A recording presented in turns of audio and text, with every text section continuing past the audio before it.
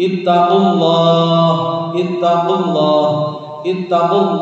haqqa tuqatih wa la tamutunna illa wa antum muslimun. Qala Allah Ta'ala fi kitabil karim, a'udzu billahi minasy syaithanir rajim, wa'bud rabbaka hatta ya'tiyakal yaqin. Shadaqallahul azim.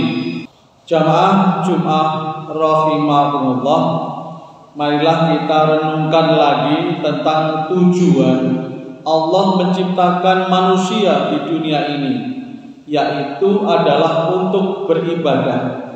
Sebagaimana disebutkan dalam surat Az-Zariyat ayat 56. A'udzu billahi minasyaitonir rajim.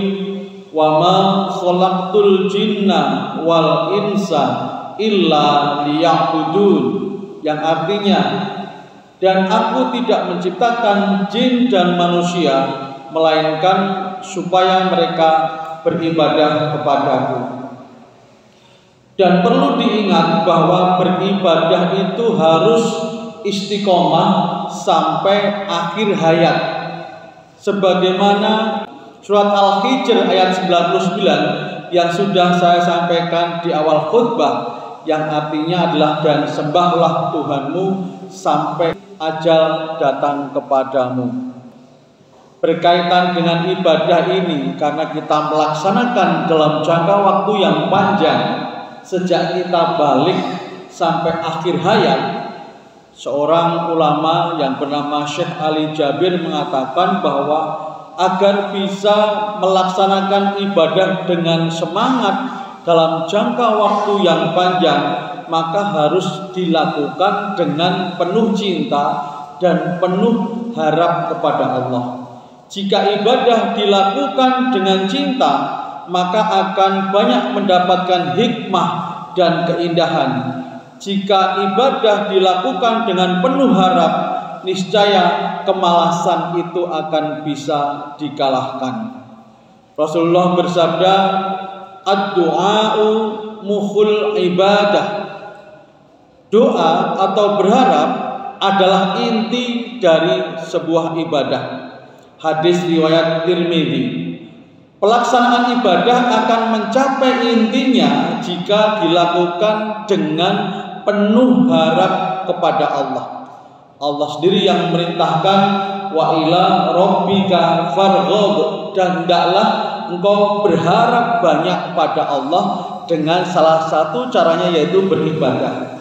Kalau kita sholat kan intinya kan iyyaka na'budu wa iyyaka nasta'in. Kita beribadah dan kita minta pertolongan kepada Allah, berharap kepada Allah.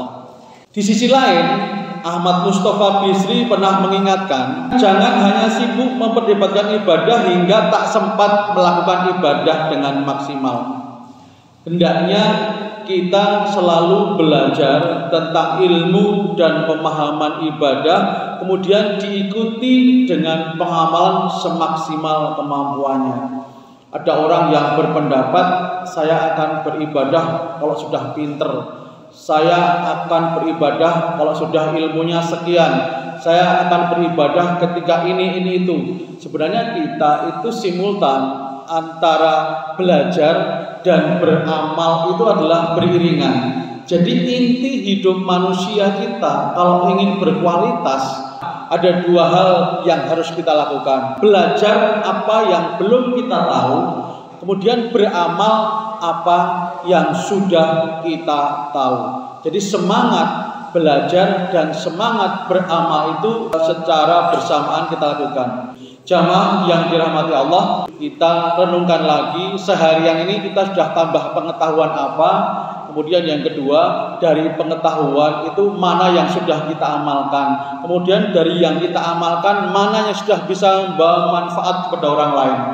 Jadi kalau kita itu kan di samping fungsi kita sebagai hamba, kita juga berfungsi sebagai khalifah.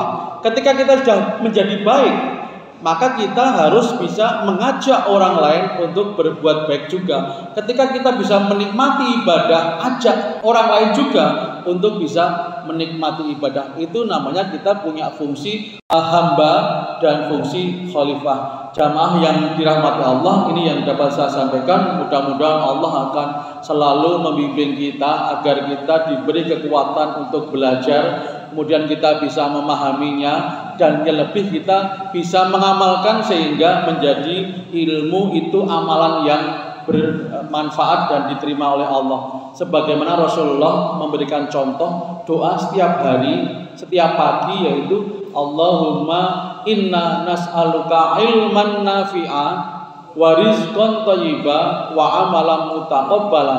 Ya Allah, berilah kami ilmu yang manfaat, rizki yang baik, dan amal soleh yang diterima. Setiap hari yang harus menjadi visi misi kita adalah bagaimana kita mencari ilmu yang bermanfaat, bagaimana kita mencari rizki yang baik, dan bagaimana dengan ilmu dan rizki itu kita bisa membuahkan amal yang diterima oleh Allah.